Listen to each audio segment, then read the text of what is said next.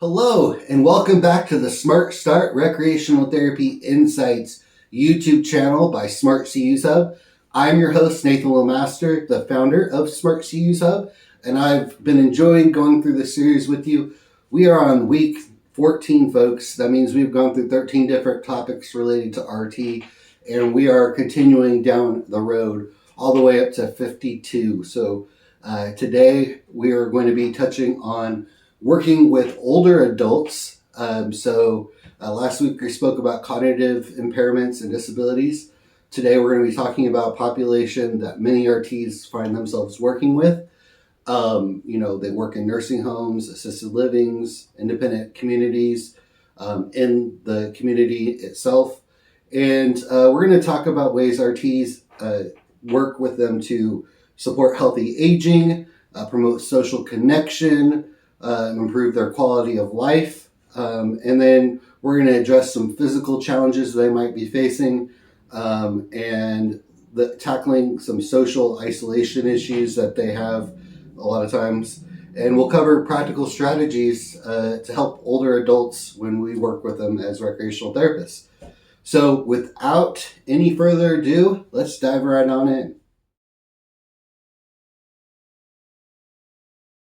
All right. So let's start out with some age-related conditions that we might come across as recreational therapists or in general in life. So aging is a natural part of life, and while it brings its own set of challenges, it also opens doors for new opportunities in recreation. Let's break down some common age-related barriers and challenges that people might face and see what we can do to help them. So physical changes. They might have reduced strength and flexibility as you get older. That happens. Muscle loss, joint stiffness, decreased endurance can affect recreation participation. Balance and coordination issues. So increased risk of falls, which can be deadly for people that are older. Difficulty with activities requiring fine motor skills. Sometimes they have arthritis, other neuropathy, other finger-related issues. Chronic health conditions like osteoporosis, heart disease, and other conditions that can limit their physical activity levels.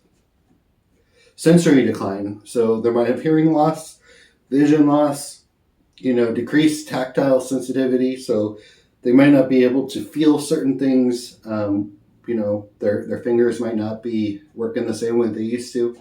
There could also be cognitive changes, so they might have mild memory decline all the way to severe, depending on, if they have dementia or what level of dementia that they're at, because that goes in stages, which could, decrease their ability to process information, and might have occasional forgetfulness.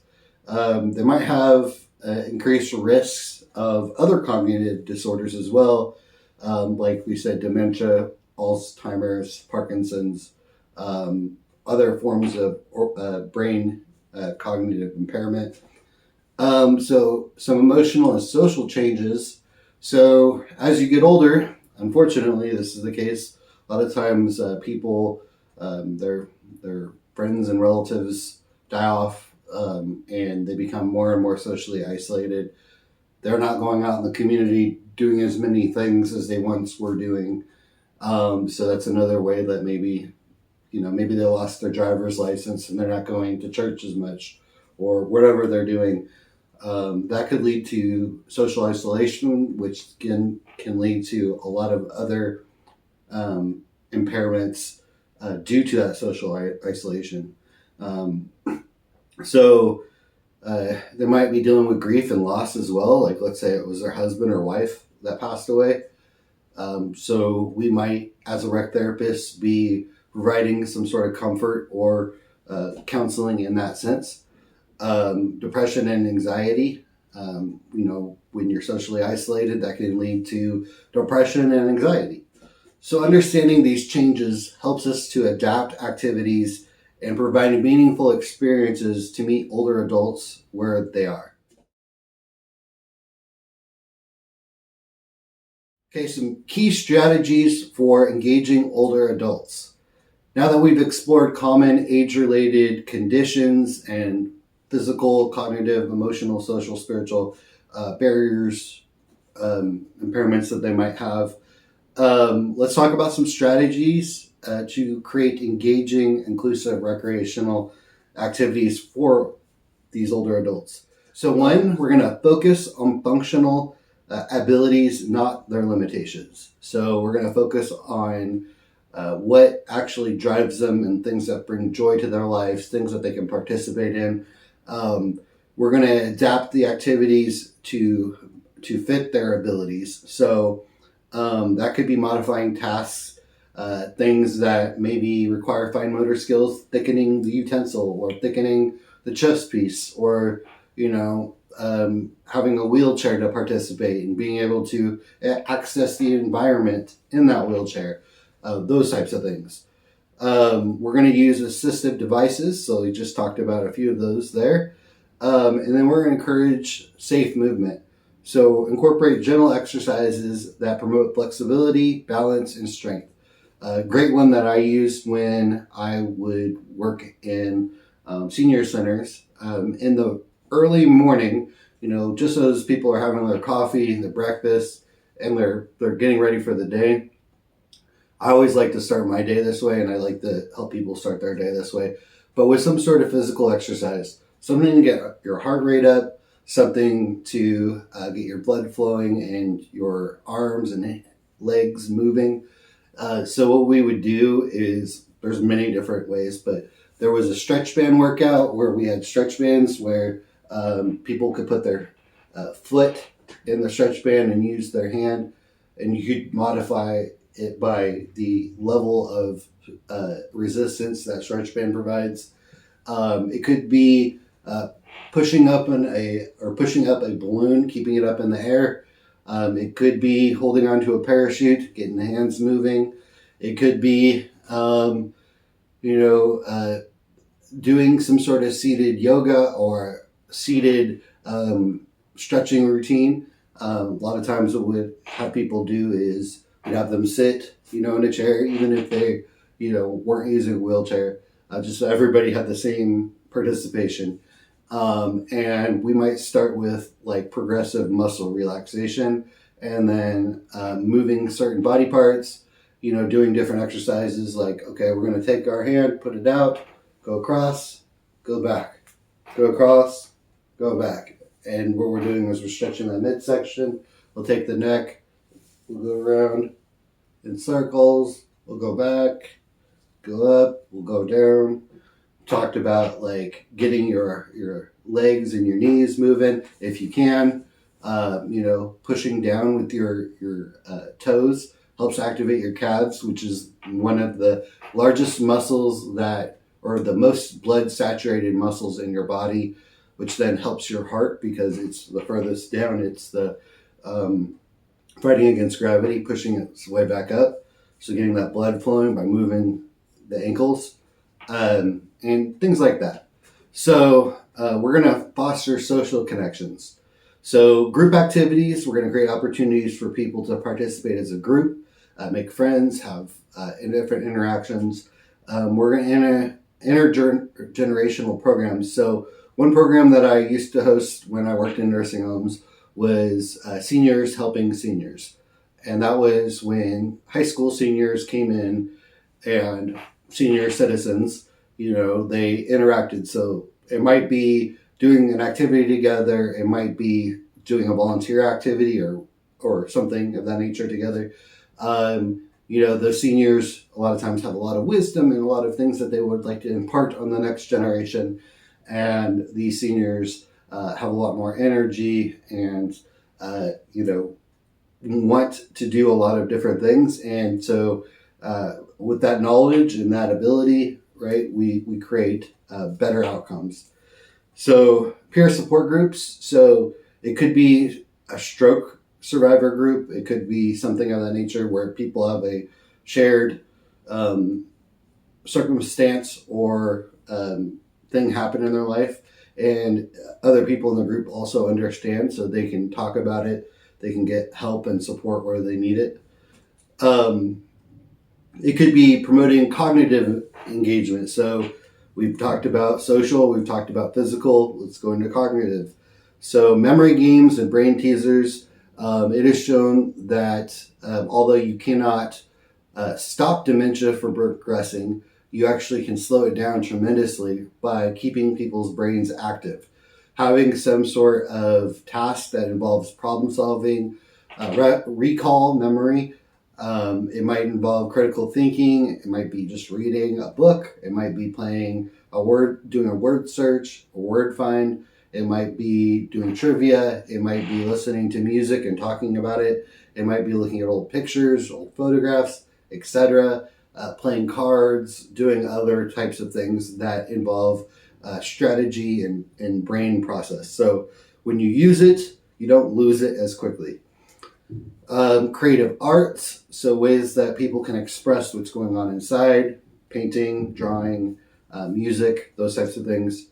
Reminiscence therapy, like we talked about, looking at old photographs, listening to old music, talking about it, thinking about like various things from the past will help with memory.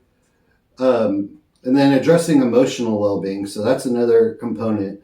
So sometimes people in nursing homes or assisted living facilities, their family forgets about them and kind of leaves them there, and they don't really have much interaction with the outside world. And sometimes they get complacent just sitting in their bed watching TV, eating their meals, and going to their therapies. But they don't really have a desire to live or, something to shoot for, a purpose. So one cool thing about RTs that makes this way different than any other profession and working with older adults is that we can create opportunities where they can have purpose. So that could be like, for instance, that helping seniors program, right, where senior citizens are imparting knowledge and giving back. It could be that you have a group of seniors that can knit well, they can crochet, they could do things like that and make blankets to give to homeless or give to veterans. It could be that we're going to organize an outing where they're going to help pass out things. They're going to, talk with people, involve themselves in something where they're giving back and they're doing something greater than themselves, which can be motivating, right? It can help us emotionally feel good about ourselves. So when we focus on abilities, connection, and purpose, we help older adults stay active and thrive. Okay, so let's talk about some recreational therapy interventions for older adults. So this is what we can do as recreational therapists to help seniors and older adults. So we're going to dive into some practical things here. One, physical activities for healthy aging. That could be chair yoga that we talked about, gentle stretching in the morning just to get things moving, flexibility, and blood flowing. Balance exercises. So if they're able to stand up, that might be getting them out of a wheelchair for a little bit while they're able to put their weight on something and hold themselves there. It might be core exercises where it might be leaning forward in their chair and then leaning back. And we might ask them to hold onto the side just in case, but use mostly their ab muscles to kind of build that core strength. It could be, various other things like walking through an outdoor space if they're able to do that. Could be even something like that. Water aerobics, if your facility has some sort of like pool, you might be able to lead an aqua therapy session with them. What the water does is it actually decreases the amount of pressure on joints and the muscles needed to perform an activity. So while you're in the water and you're standing, it's like you weigh a lot less. And so that could actually help. There could also be using things like foam noodles and foam weights, things of that nature where they have to push down in the water or to move something, and that provides resistance, thus creating a strength building workout. If they're able to swim, obviously swimming is great, those types of things. So creative and expressive activities that we could do as interventions as recreational therapists. One could be painting, drawing, or pottery for self-expression, or maybe the goal is to express pain, suffering, joy, excitement, a feeling that somebody is experiencing. Music therapy could involve singing. That's a huge one. Karaoke, getting a talent show together, being able to, have a person, a guest musician come in and get everybody all excited about, hey, we're listening to Elvis today, or whatever the thing is that's appropriate for the time period of the people you're serving. So I imagine when I'm older, it's going to be like, I don't know, like Nelly or Limp Bizkit. I don't know, whatever it's going to be. But that tells you what age group I'm in. Okay, so that could also be storytelling. So it might be we're going to talk about a time where, tell me about the war, tell me about something, and where they're being challenged to go talk about something and get it off their chest. Cognitive and memory stimulation, that could help with the cognitive area. And so that might be trivia, brain games. So that encourages memory recall, problem solving, etc. Reminiscence activities, like we spoke about earlier, and technology based cognitive games. So as the population continues to grow and the younger generations become older generations, right, the more and more technology is going to be something that we're used to. We used when we were kids, we were part of it. So tablets, playing games. You can actually have older adults nowadays be able to do those things. And sometimes being able to have a tablet can allow them to talk to their loved ones and have FaceTime with them through FaceTime apps. That could also be really helpful. Just because, times their family doesn't show up. Okay, so social and community-based programming. That could be organizing outings into the community, things that aren't just within the same four walls that they see when they're at the nursing home or assisted living facility. Maybe it's going to a movie together, going to the mall, or going to a casino. That's a huge one. But it could be senior clubs like the YMCA or whatever the local senior crowd is doing. It could be intergenerational activities like we talked about with seniors. Could be pairing older adults with children for mentoring programs. Could be going to the library and having them read a book to kids, or participating in other activities. Volunteer opportunities, things that they could do to give back to others. Again, building that sense of purpose and meaning in their life. The interventions not only promote physical and cognitive health, but they also foster purpose, belonging, and joy, which are huge for humans. Okay, now we're going to talk about encouraging long-term independence and long-term engagement. It's important to help older adults maintain independence and stay engaged for the long term. Here's how we can help do that. One is set personalized goals. So if the client has buy-in to whatever the goal is that they are working on, right, they're more likely to follow through with that. So if it's personalized, it's something that they want to do, or that they know personally that like it'll bring them joy, it'll bring them some sort of positive outcome, they will more likely do it. So that's a key factor there. Promoting autonomy. So instead of, you ever heard the term learned helplessness, where if you do something for someone over and over again, they either forget how to do that thing, or they no longer do it because they assume somebody else is going to do it for them. Well, sometimes with older adults, they're so used to being pushed everywhere in a wheelchair or whatever else that like they miss out on building that muscle, being able to build that flexibility back to push that wheelchair, or to feed themselves, or whatever the thing might be. Obviously with the doctor's recommendation, because let's say the doctor sees that they might choke on something, You don't want to like give them the ability to choke and not have anybody watching. So that would be bad. So, but giving them as much independence and what their day-to-day life looks like and giving them options is huge. Involving families and caregivers.